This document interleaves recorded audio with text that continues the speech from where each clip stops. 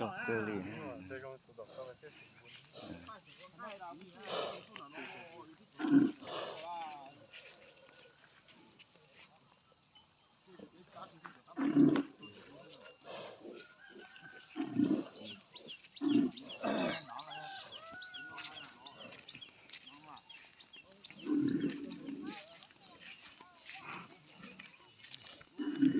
รอแต่ตาให้เหรอ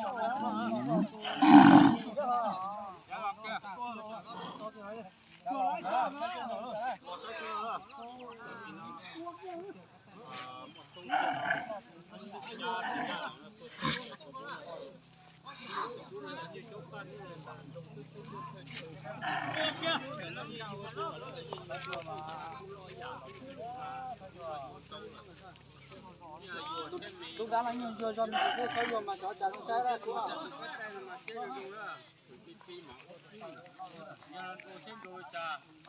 ôi rồi chỉ tô thôi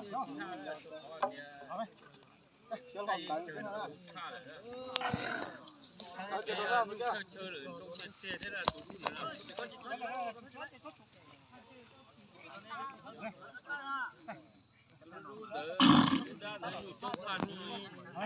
chỗ lớn mà lẩu gì xứ đó chỗ có tiền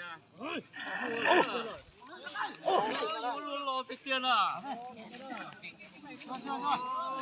lẩu gì xứ đó dọn chỗ nhiều dọn rồi cái tên các thứ à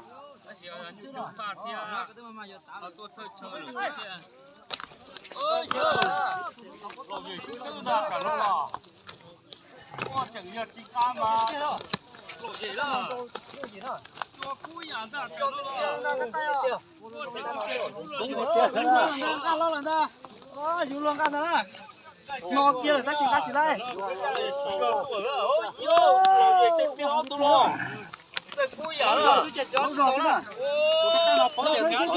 làm việc gì nữa cháu nhá anh chỉ làm việc gì nữa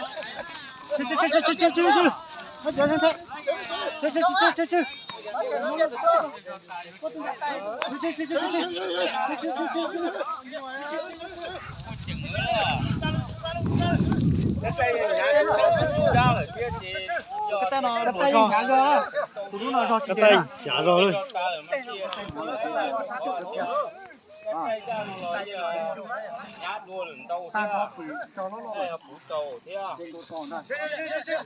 nó dẫn cho bắt xa rồi đấy, nhìn nó là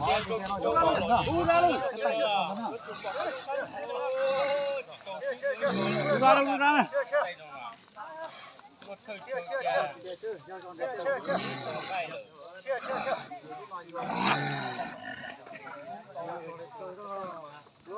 giờ này là tôi lấy thách mà vô nó lấy mua rồi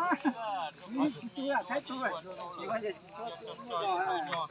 giá tỏi giá cái đồ gì giá thách thì vô nó giá là tỏi hạt gì mà thách cho mà vô nó để thách cho thách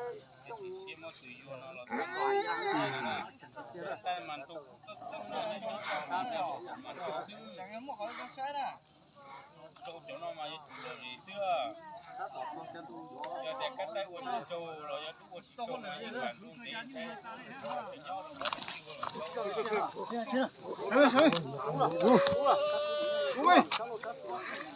Cúi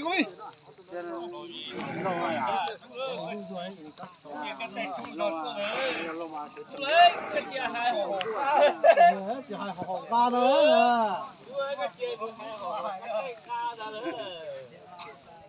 giờ cái tay con nó chỉ mang cái tay ra nữa cái tay mà đặt cho tôi cái tay nó bị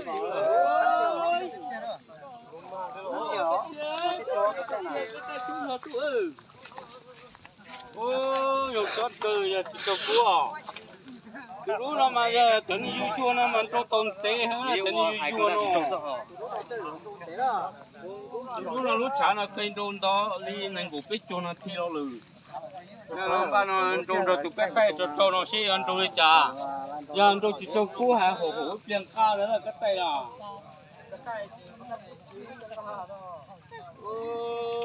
cái tay sao lâu rồi đó ta chỉ mà như thế trên thế thì chúng ta cá rồi có số ra ta chỉ chúng ta cá rồi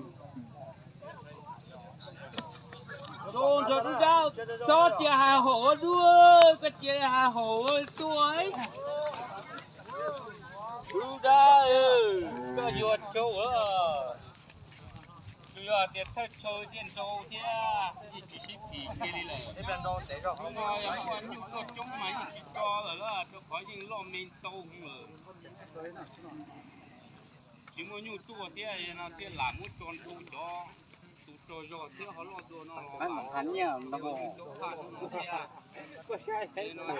tua cái tua là cho nào lo thêm này cái tên nó chỉ nó mang cái là nó giờ bỏ hả gì bỏ đó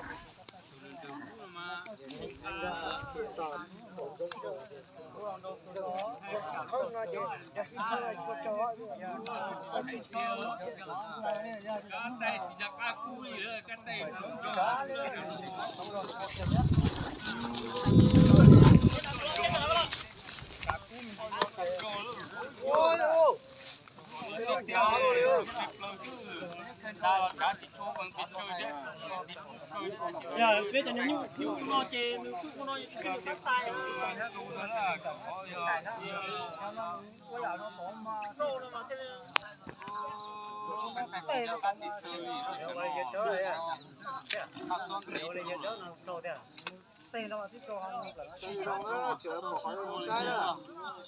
bố tụi này cắt đâu bố tụi này cắt đâu luôn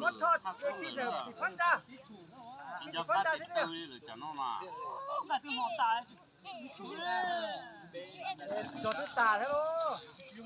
đó lo tư là thế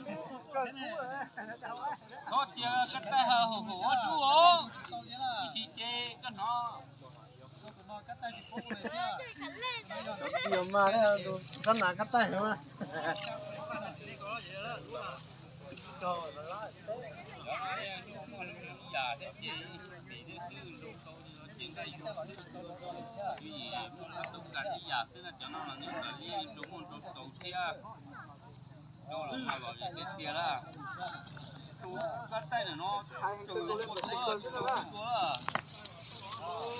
thì chơi nó quá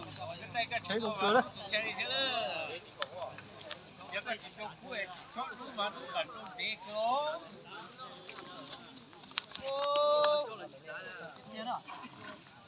cả trong tay họ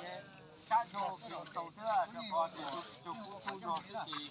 họ chú rồi ăn được mua của cho tia nhưng mà mấy nhà chụp rồi chú ăn không phải lo trong trong cái chú nó là chú là tia nó mà để đôi vô chú xưa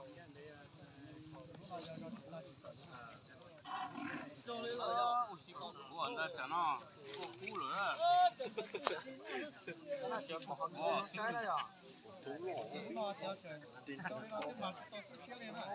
đây giờ người ta chọn nó ra cái lối giờ nó cắt tay trôi rồi thì cắt tay như cha cừu chứ là cắt tay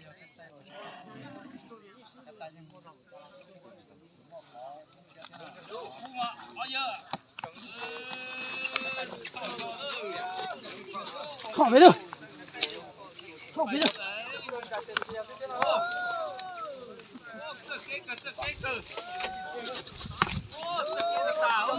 đây rồi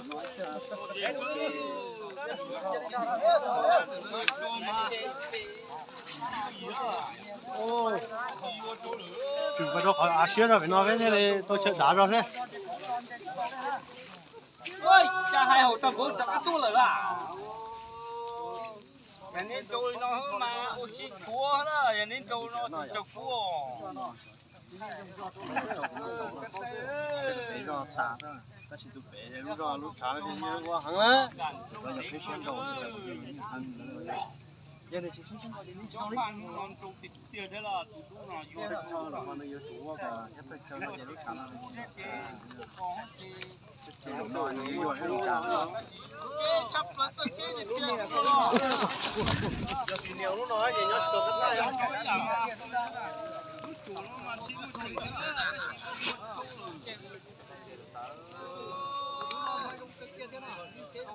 giả sử nó chỉ mà những cái sĩ chủ là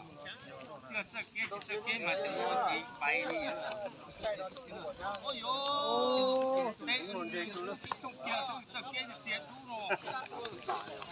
ui chính xác kéo rồi đúng bài ơi không có hết đúng thứ nhất đấy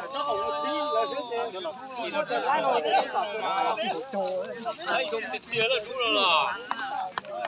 chỉ có cú là mà ăn trông thế thì cắt tay rồi nó là xíu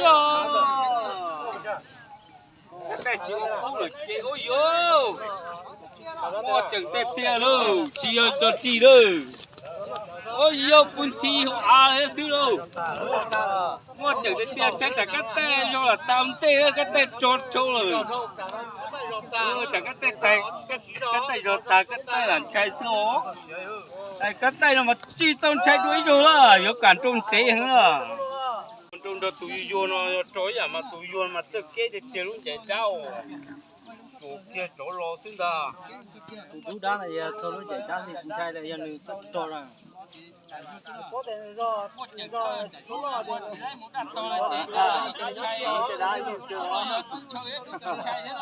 không có thể vô thì sẽ đánh lo nó này nó có thể vô là nó sẽ ra đỡ đầu thì đỡ nó đầu tí cho không đủ lo mà là gì đó cho sẽ xúc nó lên cha nó nhiều nó đủ không cứ bỏ thì nhát rồi vô cái đó tầm đó nhà ha của nó thì nhà ha chỉ cái đó như cũng được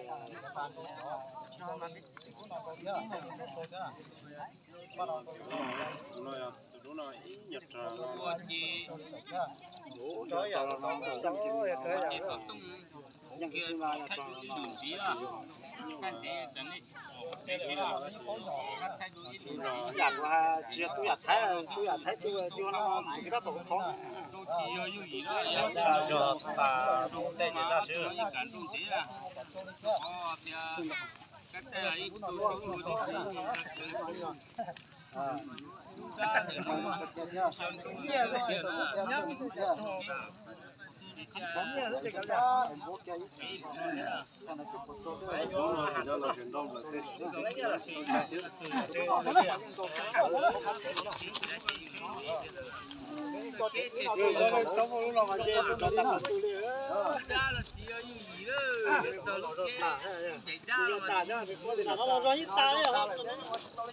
trốn để xứ tôi vô bé hỏi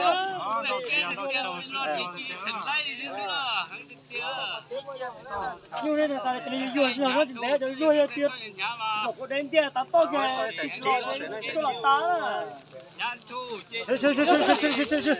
chị cũng chỉ用手对chị省了嘛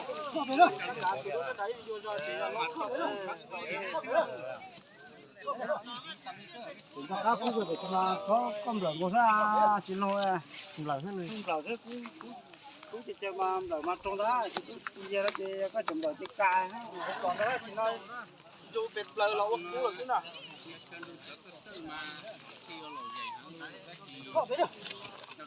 chơi lụa rồi chứ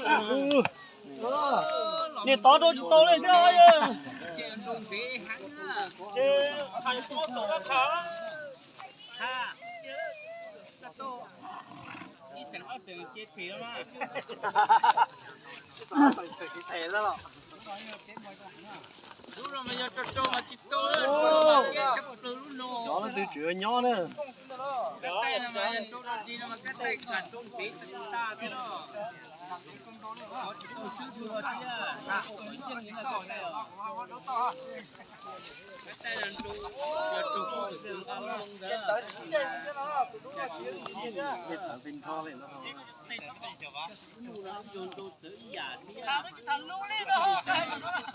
sớm để có chim trộn gì à? Để chúng ta nó rong rồi đâu thao viên lo cho sau đó nó lên.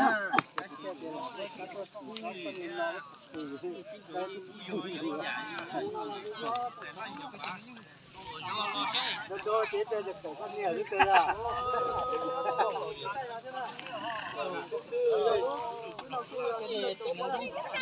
Ra tôi ra mà gì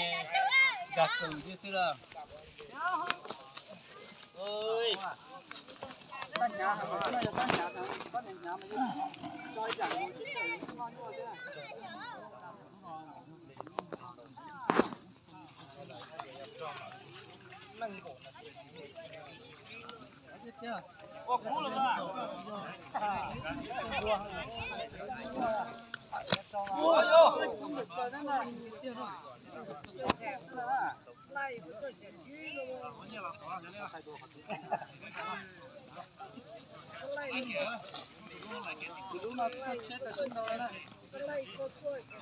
Chơi đuôi chút xa.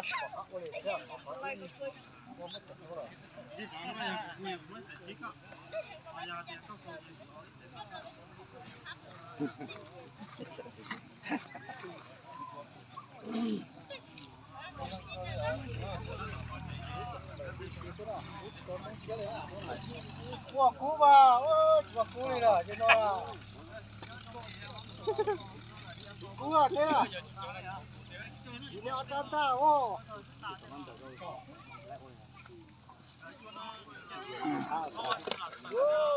Saya sudah. Dulu dah cắt bỏ cho đó cắt cú lạnh chơi đi. Cắt tay là mà tôi chưa vào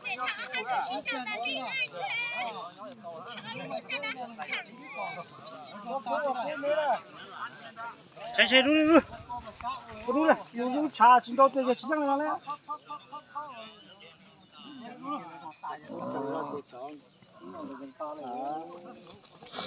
Lá cũng chỗ thì sang ca họ rồi, không thì sang ca rồi.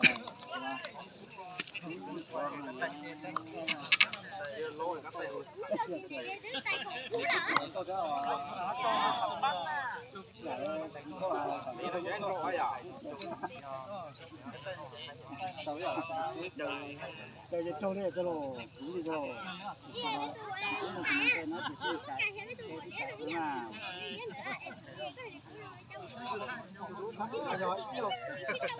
Giờ làm á, nhà cái chuyện nhỏ ấy, mà còn lo nó ăn cái gì còn nó không về lo cái đó gì đó. Cái đây thật đó. Cái đây phát rồi đó. Cái này chuyện gì không như toàn có gì sai gì không đó không có đó cái tay mình cái tay sao họ nhà cái lớn là thế nó cái xe nó đúng rồi đúng là chuẩn bị cái xe đó là chuẩn bị cái xe đó mà đó đó cái là cái chỗ đó lấy cái tay lấy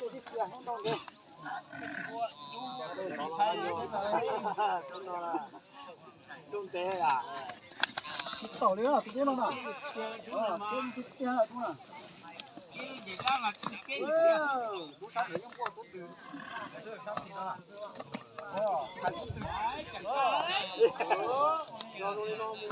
hai cú hành chân đầu đấy là tụi đua cái gì rồi cái nó là trâu mà ca nữa trâu Vớt tí thở nhá. ai cú hành ta xuyên đầu lên cho cái tay nhưng mà tôi cú lên được thế nào nè Cú gì nè, qua đấy rồi. Dạ qua kinh. Cú gì thì nó lỡ cái cái lỡ cái nó lấy sao thế chùa đó tự nhiên tự nhiên lo ra tới như thế đó nó tự doang thế là nó chơi cái súng ấy chơi nó chơi nó là chết ta Đi vừa cơ đó cho lên nó đúng rồi này giờ. có sao tàu tiền cả sở tiền tập lên sổ cổ cũng gì tôi cái nó đó Sẵn được trứng cái ở ngoài đi đâu. tiền tuột ta lại đón đôi nó à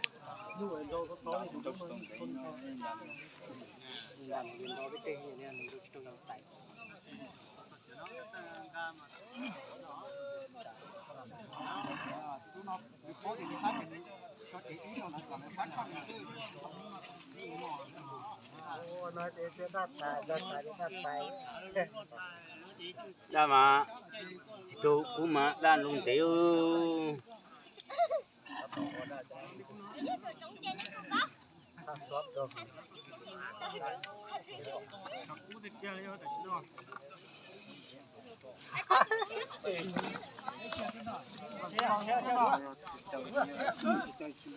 thành cổ rồi làm đâu lấy được trời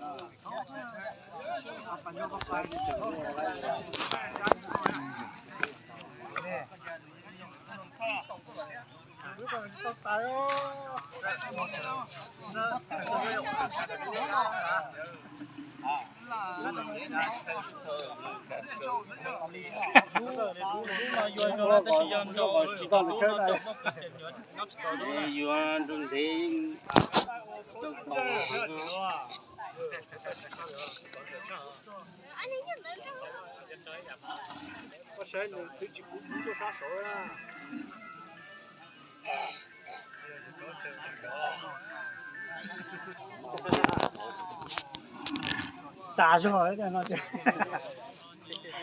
哎，这个那些啥子都顾不到啊，就这呗。这个单着去公哪来？天啊，孙子。这个这个还苦呢。有啦，呢。这这个呢，啥那个？có mỏ lên lo hậu chưa? Cái tay nó khá xóa được cái tay chỉ cho cá. Xóa khá xóa rồi cái tay chỉ cho cá thôi à. Chơi là đi nó chơi cũng lên lo đi mà. Nè, nó chơi lẩu nè, nó kia này cái ô lên nè. Cho nó ai bếp lót chơi này nè. Nó à, nghe hay nó chỉ một tê á. Đấy, cái tay lưỡi con gà chịu ô là à, chính rồi à. Nó bỏ chơi chơi đi, bỏ đi chơi lo. Lì thôi cái tay này. Ôi, cái này chủ tàu. Ra chúng tôi tự luôn đi, cho đi.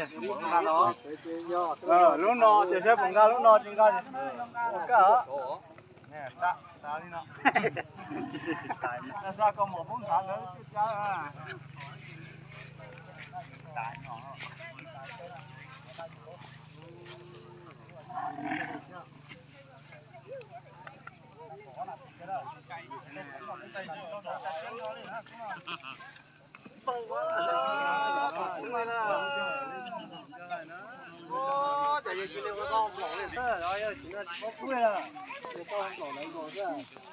Giới chỉ có lúc lo thôi.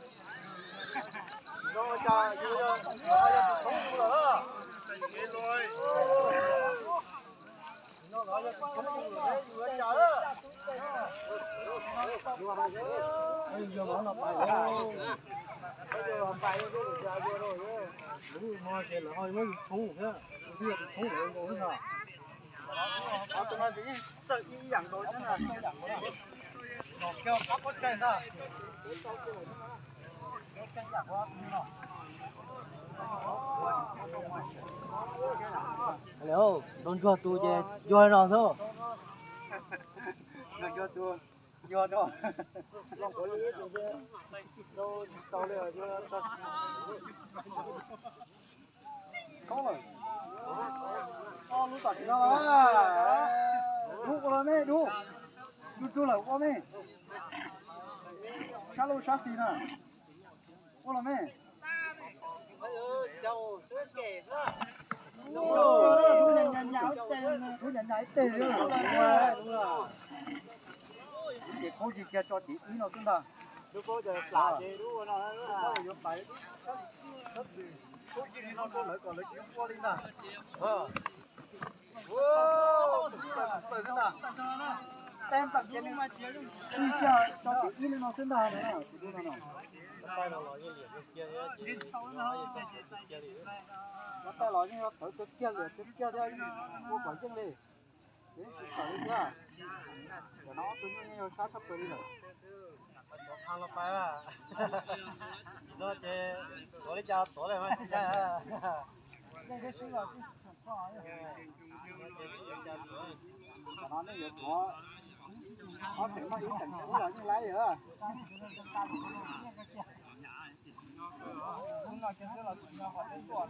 ăn cổ chỉ là thứ kia rồi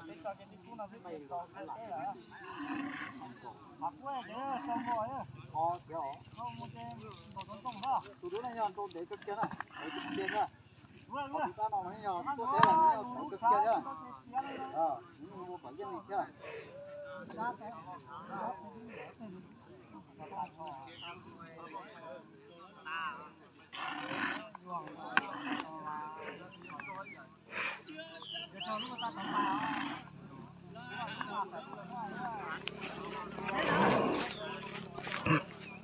nó này phải cực kia thế nào tê chứ tê chỉ đúng kia nó thế nào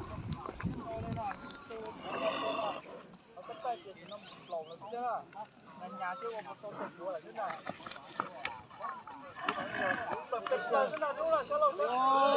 rồi chơi cơ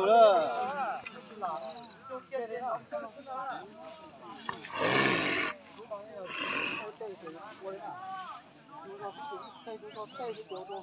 ta nói chỉ có lên rồi chúng ta nói chỉ chúng ta cho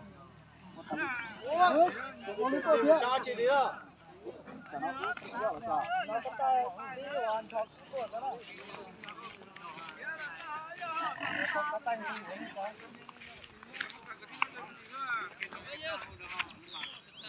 cho nó sát bên kia nữa đúng rồi cũng như căng cái rồi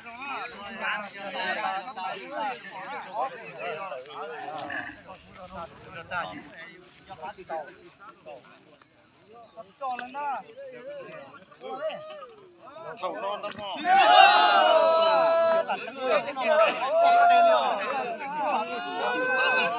nha là cái này nó có những cái dài dài rồi có những cái pha chế có cái tay chuẩn ta đấy hả tay chỉ than này à vậy không có từ cái